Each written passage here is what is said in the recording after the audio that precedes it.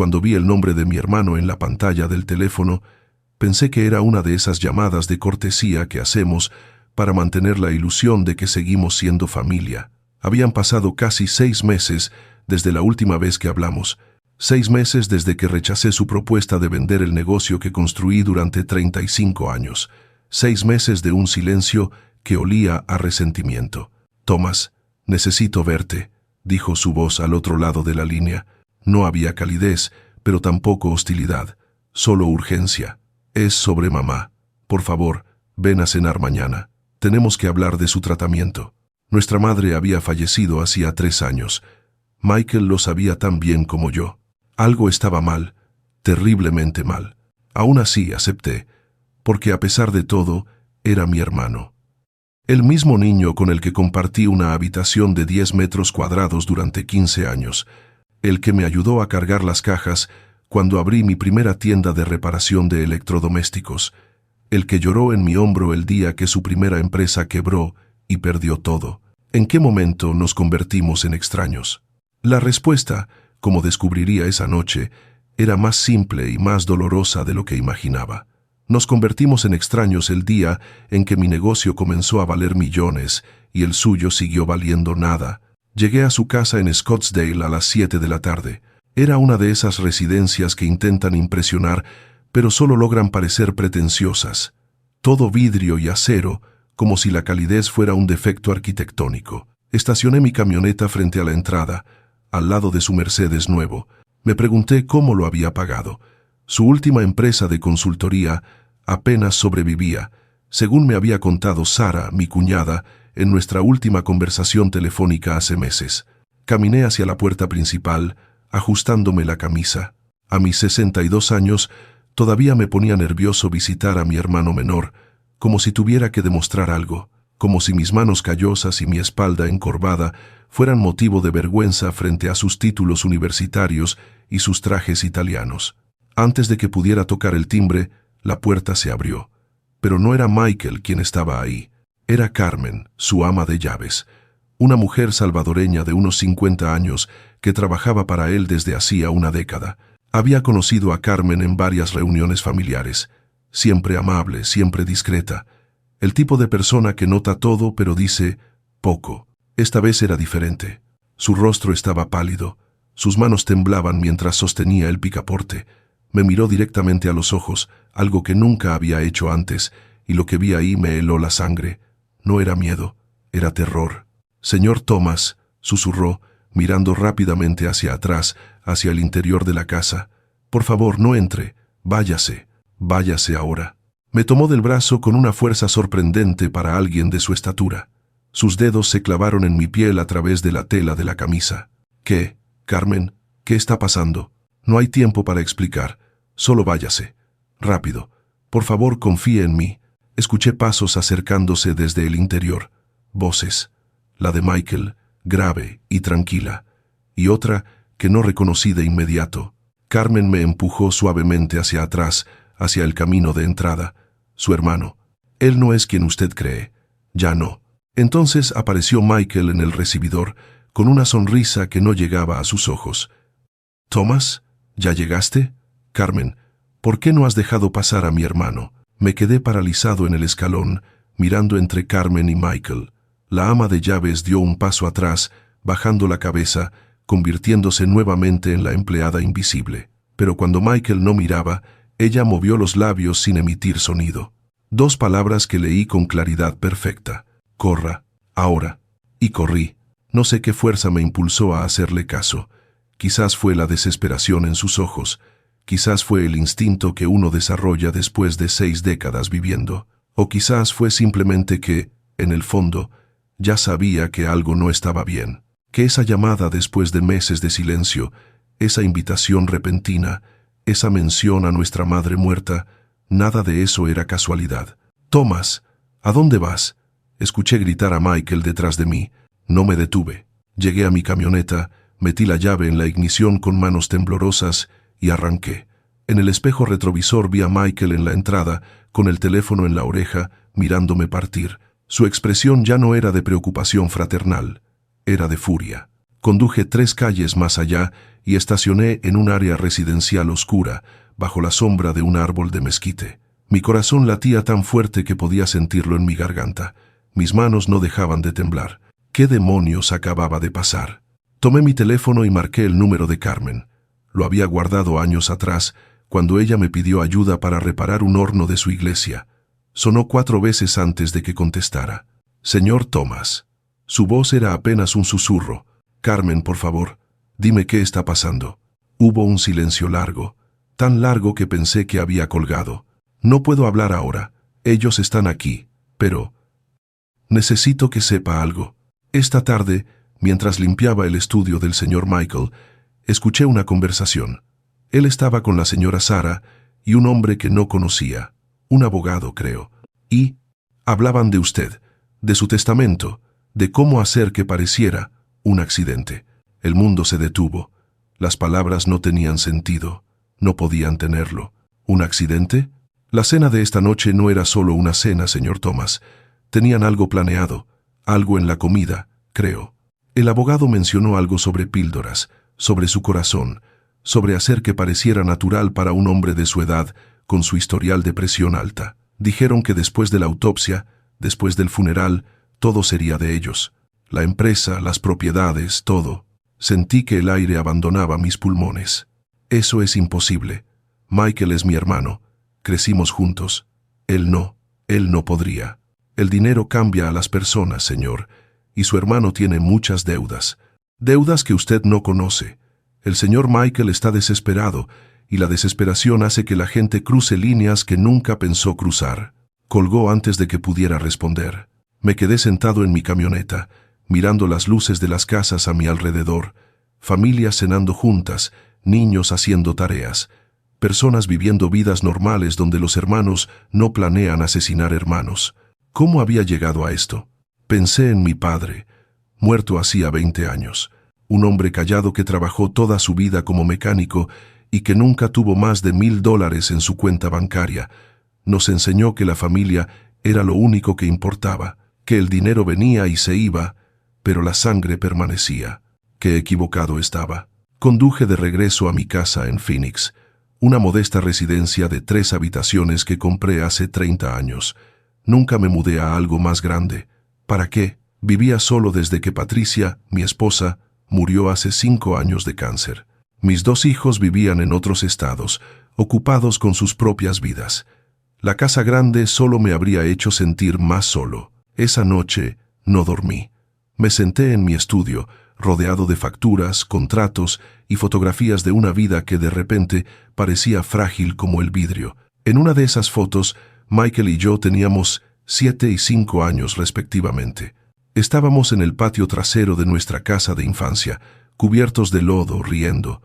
2 niños que compartían todo, juguetes, secretos, sueños. ¿En qué momento compartir ya no fue suficiente? ¿En qué momento él comenzó a querer lo que era mío? Las preguntas me atormentaron hasta el amanecer. A las 6 de la mañana tomé una decisión que cambiaría todo. Si Michael quería verme muerto, le daría exactamente eso. Pasé los siguientes 3 días preparando todo meticulosamente. Primero, visité a Harold Peterson, mi abogado y amigo desde hace 30 años. Le conté toda la historia. Al principio pensó que estaba paranoico, quizás sufriendo algún tipo de episodio relacionado con el estrés. Pero cuando le mostré los registros que había investigado, los registros que mostraban que Michael había hipotecado su casa 3 veces en 2 años, que tenía deudas de juego por más de $500,000, que había sido demandado por 2 inversionistas por fraude, Harold cambió de opinión. Dios mío, Thomas, tu hermano está desesperado. Lo sé, y un hombre desesperado es peligroso. ¿Qué vas a hacer? ¿Llamar a la policía? ¿Y decirles qué? ¿Que mi ama de llaves escuchó una conversación sobre un plan que nunca se ejecutó? No tengo pruebas de nada, solo la palabra de Carmen contra la de mi hermano. Harold se recostó en su silla, frotándose las sienes. Entonces, ¿qué propones? Le expliqué mi plan. Cuando terminé, Harold me miró como si hubiera perdido la cabeza. Estás loco, absolutamente loco. ¿Tienes una mejor idea? No la tenía. El siguiente paso fue hablar con el doctor Richard Chen, mi médico de cabecera. Richard y yo jugábamos golf juntos los domingos. Era uno de los pocos amigos verdaderos que me quedaban.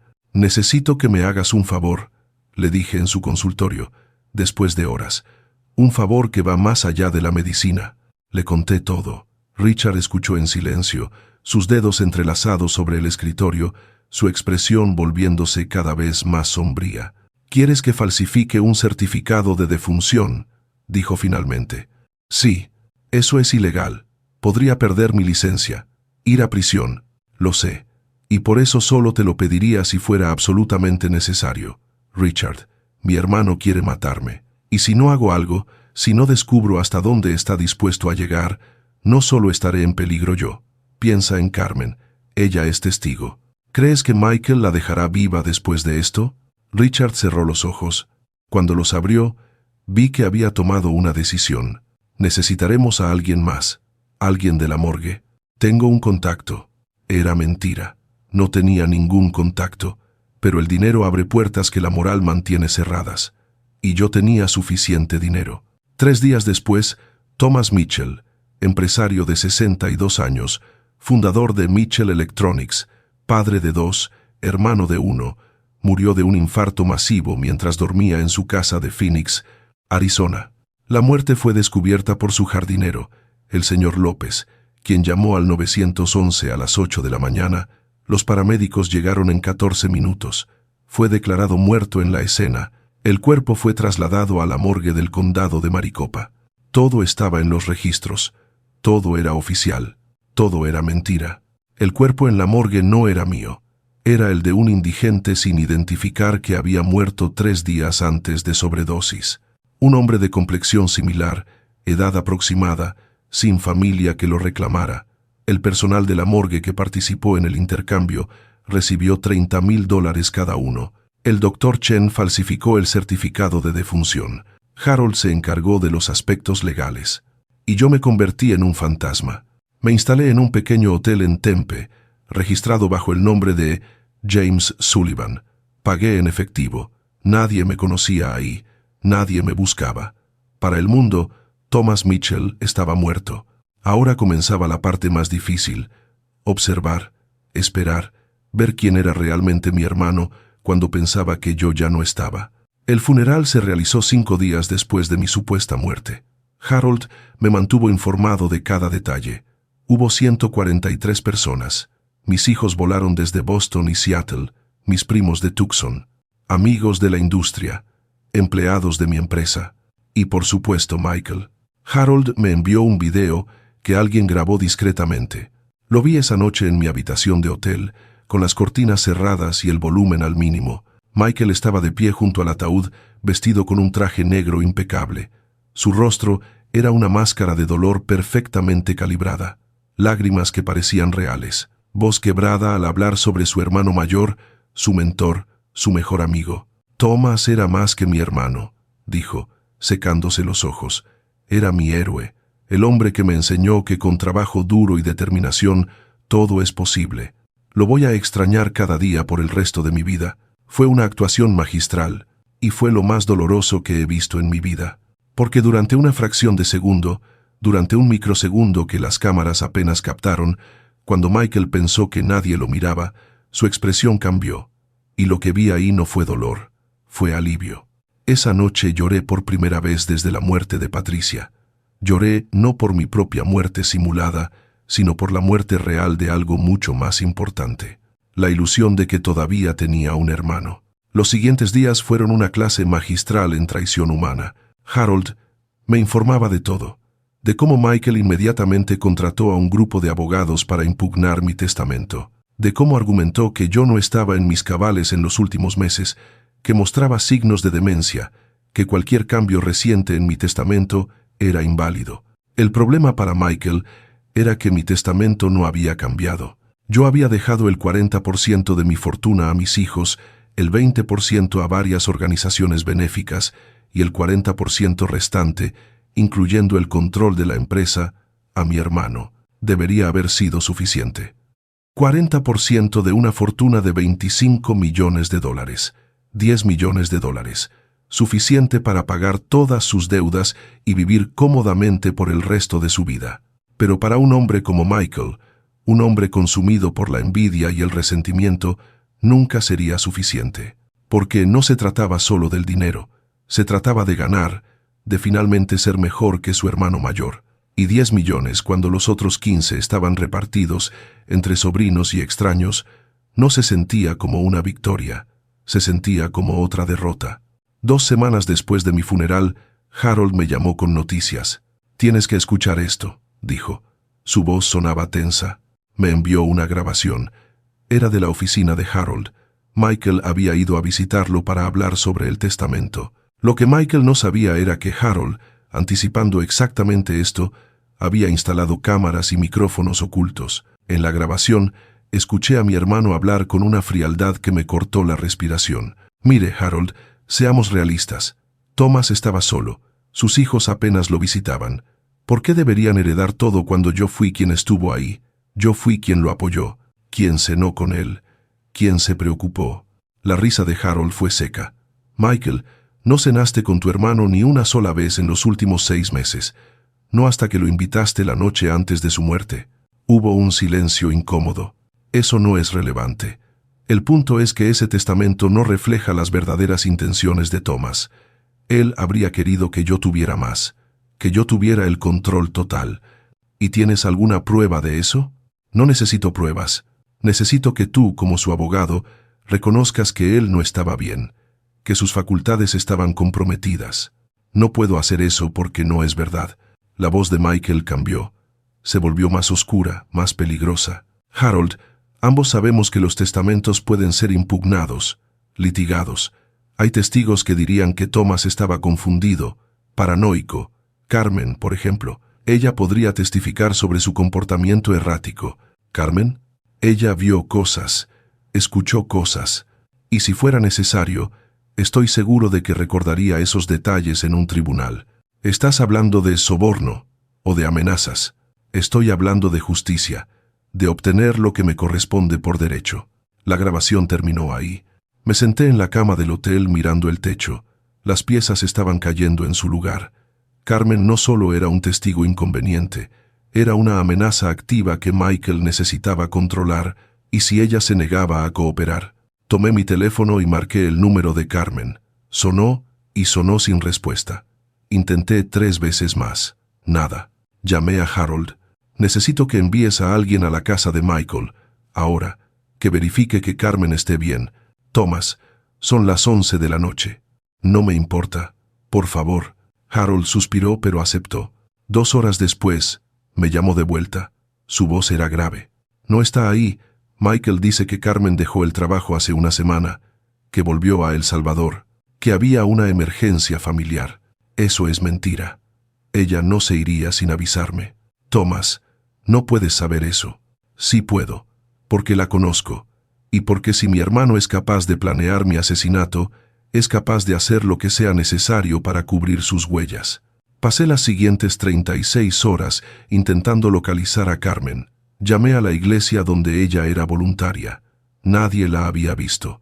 Contacté a su sobrina, cuyo número tenía de años atrás. Ella tampoco sabía nada. Carmen simplemente había desaparecido. No tenía pruebas de que Michael hubiera hecho algo, pero en mi corazón lo sabía. Lo sentía en cada fibra de mi ser. Mi hermano había cruzado una línea de la que no había retorno, y ahora era mi turno. Esperé 3 semanas más. 3 semanas observando desde las sombras. 3 semanas en las que Michael consolidó su control sobre mi empresa, vendió 2 de mis propiedades, despidió a empleados leales y los reemplazó con sus propios asociados. 3 semanas en las que se transformó en el hombre que siempre quiso ser, el exitoso, el poderoso, el ganador. Y entonces, cuando estaba más confiado, cuando pensaba que había salido con la suya, cuando la culpa ya no lo mantenía despierto por las noches, yo regresé de entre los muertos. Fue un martes por la tarde. Michael estaba en lo que solía ser mi oficina, ahora decorada con sus diplomas y fotografías. Estaba en una llamada telefónica, riendo, cerrando algún tipo de trato. Abrí la puerta sin tocar. Su risa murió en sus labios. El teléfono cayó de su mano. Su rostro pasó por un caleidoscopio de emociones en 3 segundos. Confusión, shock, terror y finalmente algo que podría haber sido reconocimiento. El reconocimiento de que su mundo, su nuevo y hermoso mundo construido sobre mi tumba, estaba a punto de colapsar. «Hola, Michael», dije tranquilamente, cerrando la puerta detrás de mí. «Tenemos que hablar». No dijo nada. No podía. Solo me miraba como si fuera un espectro, algo imposible, algo que no debería existir. «Siéntate», le ordené. Obedeció, como un niño pequeño siendo reprendido, como el hermano menor que alguna vez respetó al mayor. Me senté frente a él, al otro lado del escritorio que solía ser mío.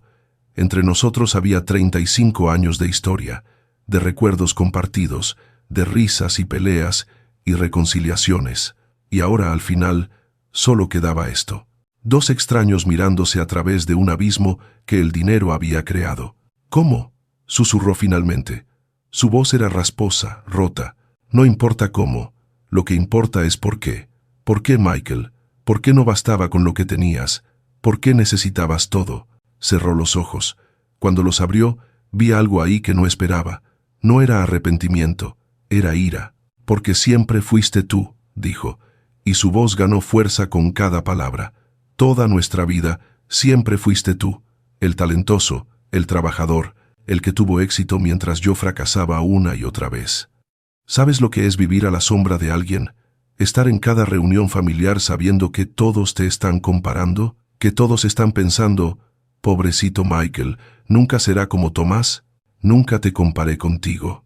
No tenías que hacerlo, todos los demás lo hacían. Y lo peor, Tomás, lo peor era que tú eras tan jodidamente amable al respecto, siempre ofreciendo ayuda, siempre con esa sonrisa comprensiva, como si fuera un proyecto de caridad, como si fuera tu responsabilidad salvarme. Eras mi hermano. ¿Qué se suponía que hiciera? «Dejarme en paz», gritó, golpeando el escritorio. «Dejarme fracasar o triunfar por mi cuenta. Pero no, siempre tenías que estar ahí, recordándome lo inadecuado que era. Y ahora que finalmente estaba construyendo algo con lo que dejaste, ¿regresas? ¿Vienes a quitármelo de nuevo?» Me quedé callado por un largo momento, mirándolo realmente por primera vez en años. No al hermano que recordaba, el niño en la fotografía cubierto de lodo, sino al hombre en que se había convertido, amargado, consumido por la envidia, capaz de planear un asesinato simplemente para sentirse superior. «¿Dónde está Carmen?», pregunté suavemente. Su rostro se cerró. «No sé de qué hablas». «Michael, ¿dónde está Carmen?» «Se fue. De vuelta a El Salvador». «Mientes. Pruébalo». Y ahí estaba, la verdad entre nosotros como un cadáver en la sala. Él sabía que yo sabía. Yo sabía que él sabía que yo sabía. Pero sin pruebas, sin cuerpo, sin testigos, no había nada que pudiera hacer. El silencio se extendió entre nosotros, pesado y sofocante. «¿Qué vas a hacer ahora?», preguntó finalmente. «¿Llamar a la policía? ¿Destruir mi vida? ¿Recuperar tu trono?» Lo pensé. Dios sabe que lo pensé. Sería tan fácil. Una llamada y Michael estaría arruinado.